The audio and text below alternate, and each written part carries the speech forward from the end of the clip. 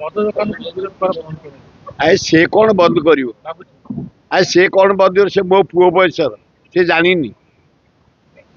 62-63 ମସିହାରେ ଭୁବନେଶ୍ୱର ସହରରେ କୌଣସି ହୋଟେଲକୁ ବାର୍ ଲାଇସେନ୍ସ ଦିଆହେଇନଥିଲା। ଗୋଟେ ହୋଟେଲ ଦିଆହେଇଥିଲା ରାଜମହଲ ଛକ ପରେ ଯୋଉ hotel IAS officers club. BJP college ଛାତ୍ର ନେଇ ଆମେ ଗଣ୍ଡଗୋଳ କରି ବନ୍ଦ କରିଥିଲୁ। ଆଜି ଯୋଉଠିକି ଯିବ ବାହାର, ଯୋଉ ହୋଟେଲକୁ ଯିବ ବାହାର, ଯୋଉ ଗାଁକୁ ଯିବ ବାହାର, ପୋଖରୀକୁ ଯିବ ବାହାର, ଯୋଉ ଜଙ୍ଗଲକୁ ଯିବ ବାହାର, ଖୋଲା ବ୍ୟାନ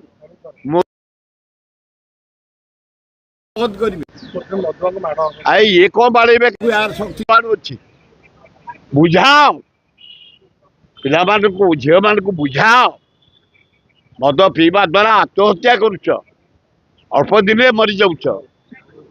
ମଦ ପିଅନି, ନିଶା ଖାଅନି, ବ୍ରାଉନ ସୁଗର ଖାଅନି, ଚରସ ଖାଅନି, ଗଞ୍ଜେଇ ଖାଅନି, ମଦ ଖାଅନି।